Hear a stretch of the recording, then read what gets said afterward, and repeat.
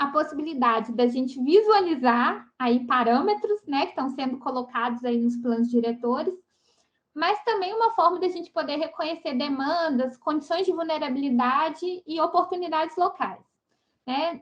Num segundo momento, né, a gente conseguir aí mapear a localização estratégica de ações por meio de processos abertos e coletivos, né, que poderia ter até um input ali, um fornecimento de dados coletivos ali que alimentassem, né, os mapas. E o terceiro, né, que aí eu acho que é a possibilidade que a gente ainda não chegou, né, que a gente estava discutindo na primeira parte da aula, era essa questão de criar sistemas de paisagem urbanas altamente responsivos, né? Então, a gente não ter esse zoneamento que é passivo, né? Então, que a gente recebe lá um documento de informação básica com uma série de números e fórmulas que são estáticas, né? Em que a gente não pode mudar, para um processo que a gente poderia ter essa construção mais conectada à paisagem, né? E às condições do contexto.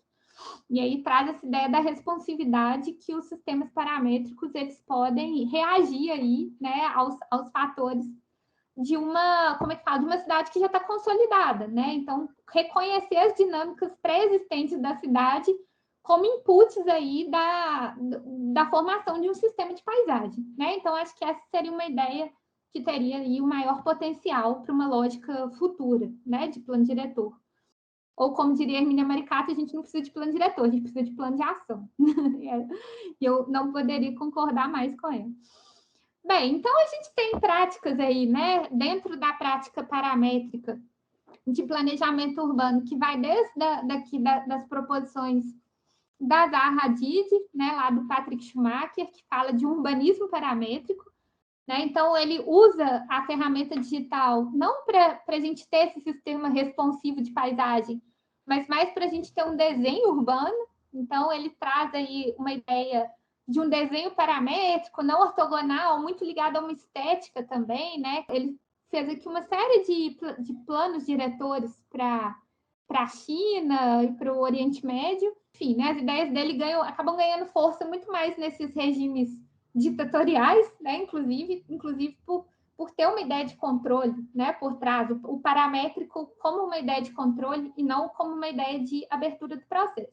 E aí a gente chega, né, por exemplo, esse aqui é um outro plano na China também, do Plasma Studio, de 2009, então, que traz, né, o paramétrico aplicado aqui a uma lógica de desenho urbano alinhado a uma topografia. E aí a gente chega até o final dessas ideias do Patrick Schumacher, então, inevitavelmente, quando a gente chega no processo paramétrico, isso acaba trazendo discussões, né, muito grandes sobre nossos preceitos, crenças, né, políticas.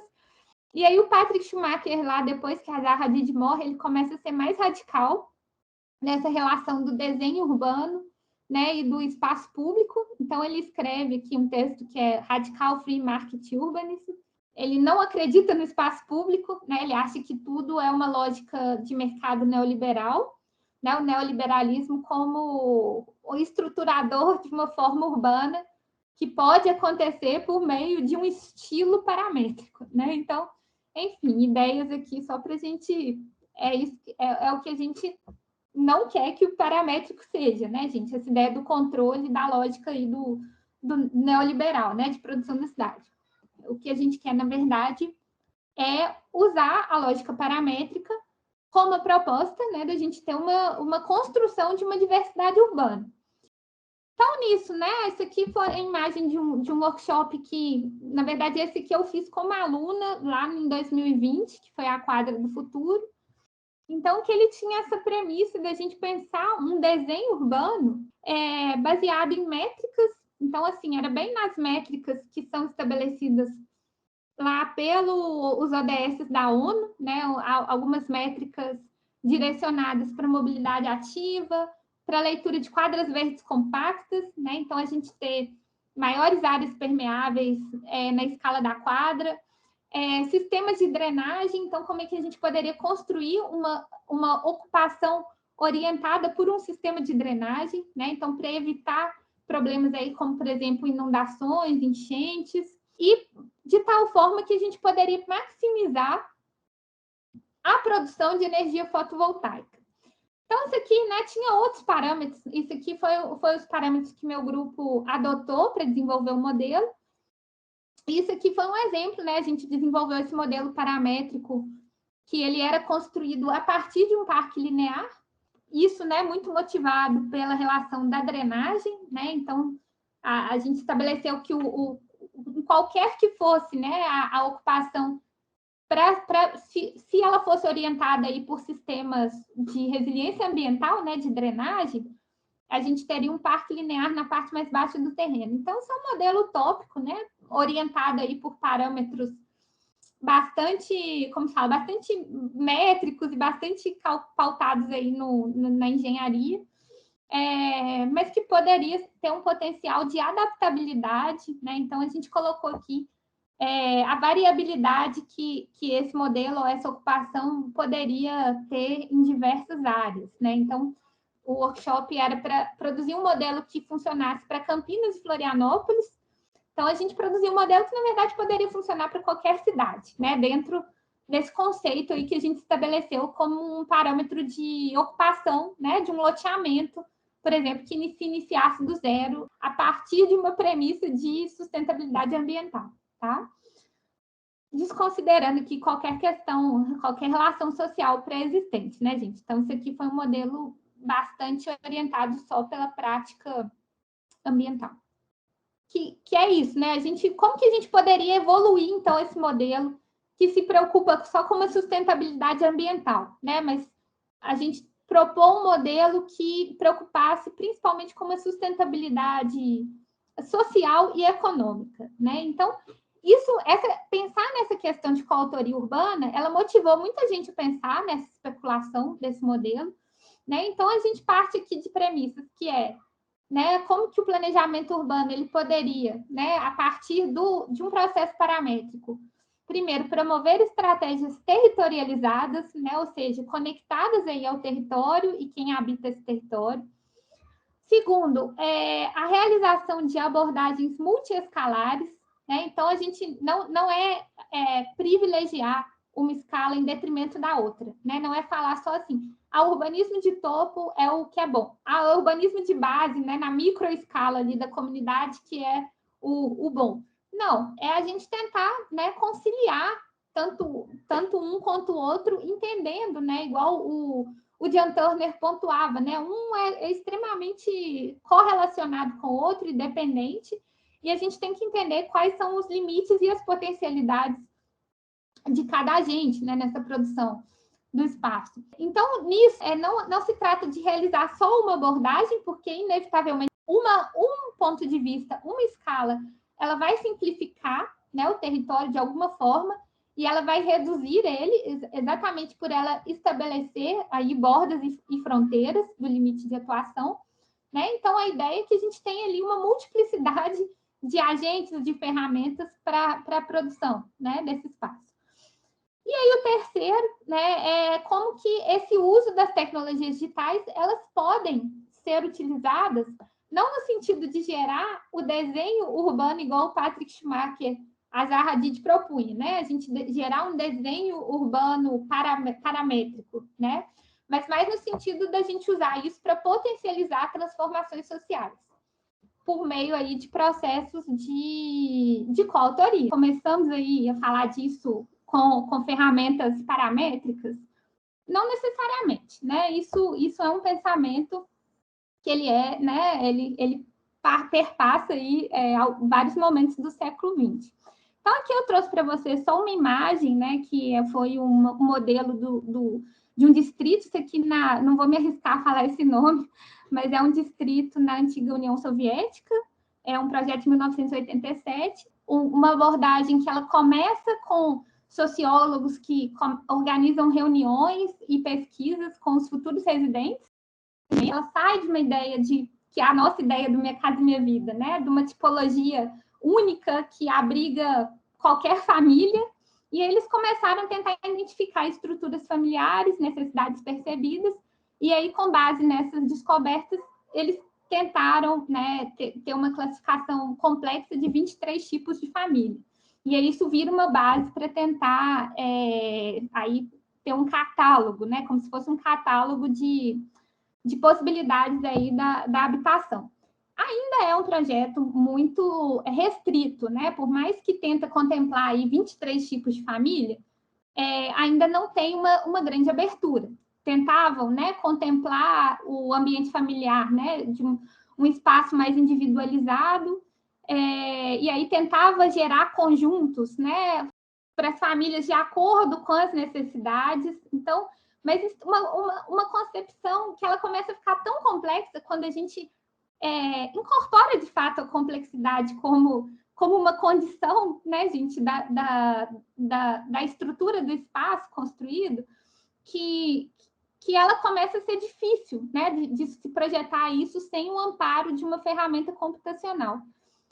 Bem, então essa abordagem aí sistemática de projeto, ela acabou sendo um pouco abandonada lá na antiga União Soviética, né, mas é uma ideia que ela tem uma potencialidade muito grande que a gente vê que agora no século XXI começam-se a ter processos e pesquisas que tentam abarcar isso aí no planejamento urbano.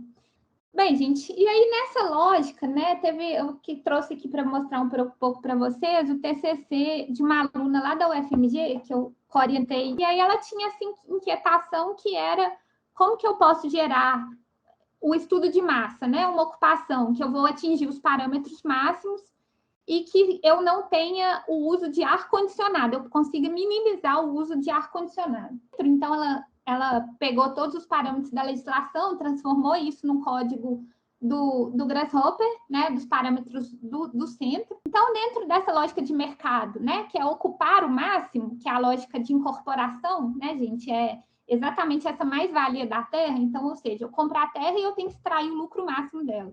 Então, ela chegou aqui numa conclusão que as 4 torres sem afastamento inferior, elas teriam uma ocupação máxima em relação a esse estudo com 1, 2 e 3 torres. Isso aqui é uma lógica que vem lá do planejamento do Cerdá, em Barcelona, né? Então, que tinha todas essas métricas, e aí ele fazia uma relação com essa questão da insolação, né? Da entrada de luz nos pavimentos inferiores, lá quando ele faz, né, a proposição para as quadras de Barcelona, que tinha uma ocupação perimetral, né? Então ele tinha essa preocupação de como, né, essa verticalização, de como que poderia não prejudicar a incidência de luz no interior da quadra.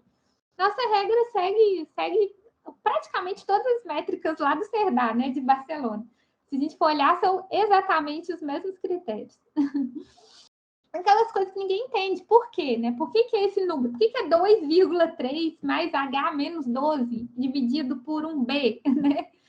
Que varia com zoneamento. Então, quem definiu nessa fórmula? Então, só para vocês saberem que é claro que isso tem uma perda aí ao longo do caminho, que ninguém mais entende, né? Eu mesmo fui descobrir isso recentemente. Tudo do nosso plano diretor é baseado lá no planejamento de Barcelona do século XIX. O que, enfim, né, cabe 1 bilhão de críticas, né, gente, ou revisões, né, dessas métricas. Engraçado que às vezes os números eles se tornam aí parâmetros meio sacramentados, né? Acho que por ninguém entender de onde vem o número, a fórmula, ninguém quer mexer nisso, né? Então... inclusive, acho muito engraçado ela ser independente da orientação, né, da face. Sim. Se ela está para norte, se ela está para oeste, se ela está para, né? Tinha que ter toda uma relação entre essas fórmulas de acordo com o que tem do lado, o que não tem. Tinha que ser uma coisa que reage ao que está acontecendo do lado, né? Dentro de um discurso, né? Então, a gente tem, por exemplo, um plano diretor que se baseia no discurso de sustentabilidade, né? Do que é posto lá no ODS da ONU. Ninguém prototipou dentro da prefeitura a lei, nem a ocupação que ela gera, né? O plano diretor, enfim. E aí só tem essa reprodução de parâmetros numéricos que ninguém sabe direito de onde veio.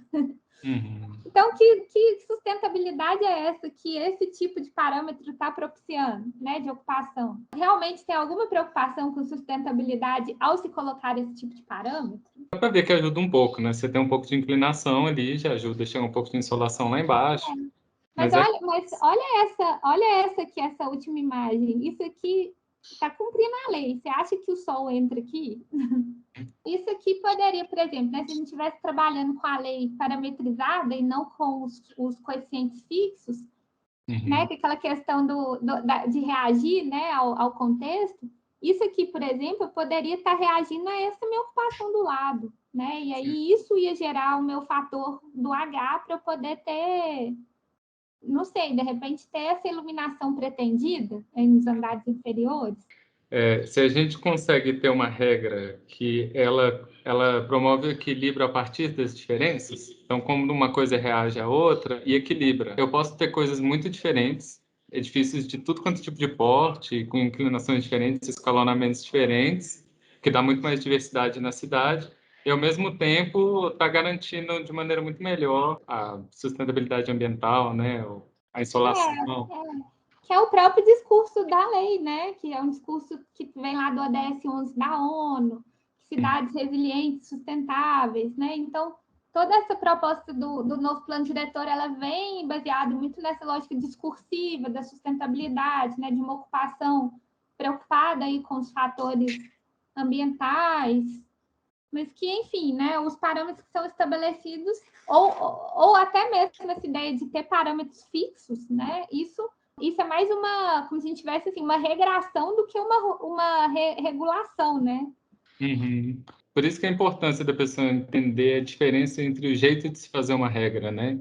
Porque o que a gente faz é regra também, né? Quando a gente faz essas coisas paramétricas, são regras, mas é um outro jeito de regrar, né? Uma regra interativa, uma regra que reage ao contexto, né? É diferente de uma regra fixa. Seria talvez até um pouco mais difícil, trabalhoso de seguir regras diferentes, sem design computacional, obviamente, né? Mas se você tivesse, se a regra fosse a sua altura em relação ao edifício da frente tem que ser tal, dependendo da sua orientação, tudo você teria que medir o contexto para seguir a regra. Então, a gente tem como fazer isso, sabe? Não é uma coisa fora do O normal. que facilitaria era, por exemplo, né, a prefeitura ter dispositivos que poderiam ser um aplicativo, alguma coisa do tipo, para possibilitar que as pessoas, né, que você, ao invés de obter uma informação básica, você obtivesse ali um código, né, ou alguma coisa. É um aplicativo onde você insere a orientação da frente do seu terreno, as alturas dos edifícios que tem do lado. Isso a prefeitura já tem os dados, Marcos. Seria só você ia lá, colocava o seu terreno e isso já, enfim, já gerava. Como você pode fazer, né? Já poderia te orientar em relação a isso, né? Porque esses dados já estão todos espacializados, né? A prefeitura tem estudo. Então, seria mesmo uma questão de uma reorientação de uma política de planejamento urbano, né? Então, assim, não de uma regra estática baseada numa lógica discursiva, mas, né, mais conectado aí à possibilidade de análise do contexto.